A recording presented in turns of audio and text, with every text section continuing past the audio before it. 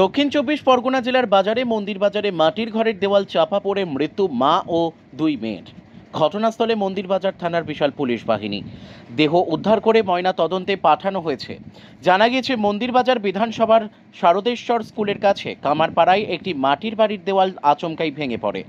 ওই সময় ঘরের মধ্যে ছিলেন মা ও দুই মেয়ে। মৃতরা হলেন বৃহস্পতি কর্মকার মা, শিলা কর্মকার বয়স 15, প্রিয়া কর্মকার বয়স 10। দেওয়াল চাপা পড়ার সময় বিকট শব্দের আওয়াজ পেয়ে ছুটে আসেন প্রতিবেশীরা উদ্ধার কাজে হাত লাগায়।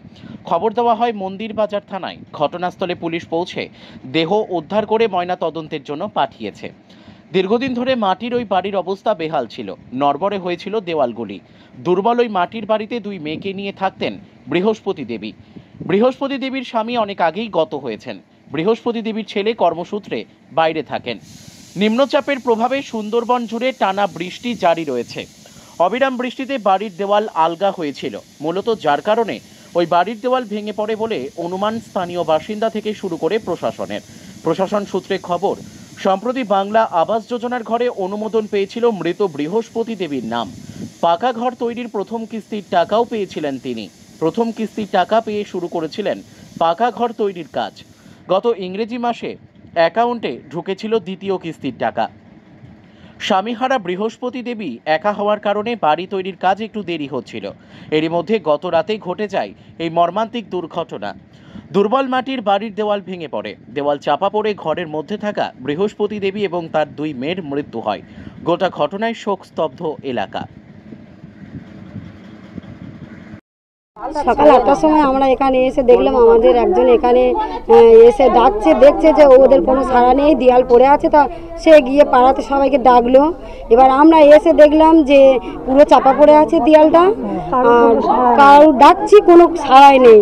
তখন আমরা এসে তিরপলটা ভেঙে সরিয়ে দিয়ে দেয়ালটা সরিয়ে দেখলাম বাচ্চা মেয়েটার পাটা দেখতে পেলাম। আর তারপরে এই দেয়ালগুলো সরানোর পরে আস্তে আস্তে দুজনকে দেখতে পেলাম, মা আর মেজো মেয়েটাকে। বাড়ি তো পাইনি কেন এতদিন? ওরা পাইনি, এবারে পাইনি কেন, সরকারকে বলেছে পার্টিগত ব্যাপার আছে, তো আমরা সব বুঝবো না। বলছি স্যারকে যে আমরা এরকম অবস্থাতে থাকি, আমাদেরও তো মাটির ঘর আছে, এবার করে আমাদেরও সরকার থেকে ঘর দিয়েছে। আমি বলবো ঘর পাওয়ার জন্য ঘর আমাদের দিয়েছে সবে, তাও তো আমরা 25-30 বছর মাটির ঘরে, আরো বেশি তো কম না, মাটির ঘরে তো রয়েছি। অনেকবার সরকারকে জানি। মাটির বাড়িটা কি আগে, মানে পাকা বাড়িটা আগে পেলে কি এরকম মৃত্যু হতো? না না, এরকম মৃত্যু হতো না।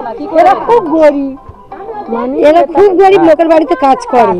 এবারে মেজো মেয়েটা আছে, সেও লোকের বাড়িতে কাজ করতো, আর আমাদের আশেপাশে বাড়িতেও থাকতো ওরা।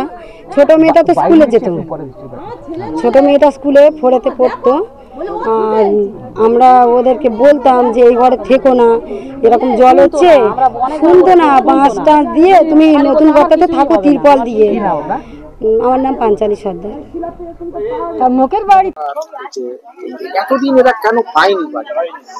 দেখুন, এতদিন পায়নি তার কারণ হচ্ছে কেন্দ্রীয় সরকার দীর্ঘ 3 বছরের উপরে তারা ঘর বন্ধ করে দিয়েছে, ঘরের টাকা বাংলাকে দেয়নি। তার জন্য এত সমস্যা এলাকায়।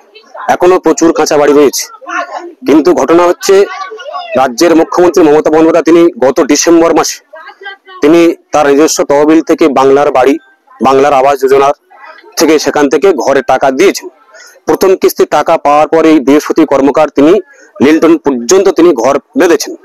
দ্বিতীয় কিস্তির টাকা ঢুকেছেন 29 আগস্ট, গত 29 আগস্ট টাকা ঢুকেছেন। কিন্তু প্রবল বৃষ্টির জন্য তিনি ব্যাংকে গিয়ে টাকা তুলতে পারেননি এবং তিনি ঘরটা সম্পূর্ণ করতে পারেননি।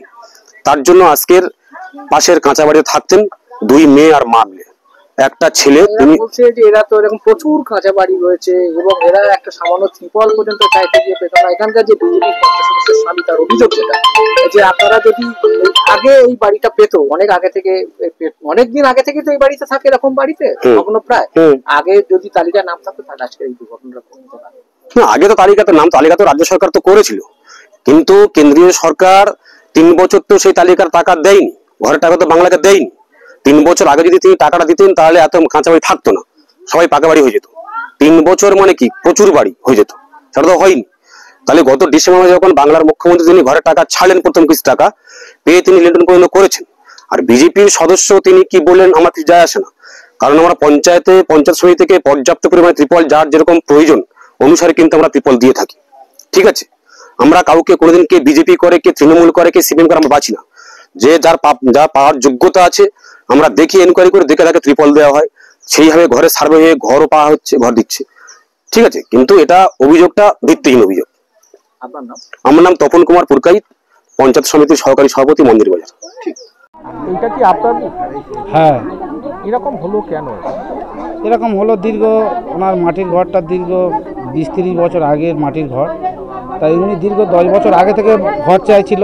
10 বছর আগে থেকে ওনার ঘরের কন্ডিশন খুব খারাপ। উনি বারে বারে বলছিলেন যে ঘর চাইছিলাম। আমি ওনার হয়ে বহুবার আবেদন দিয়েছিলাম পঞ্চায়েতে, কিন্তু কোনো রকম পঞ্চায়েত থেকে সেই ব্যবস্থা নেয়নি। কেন?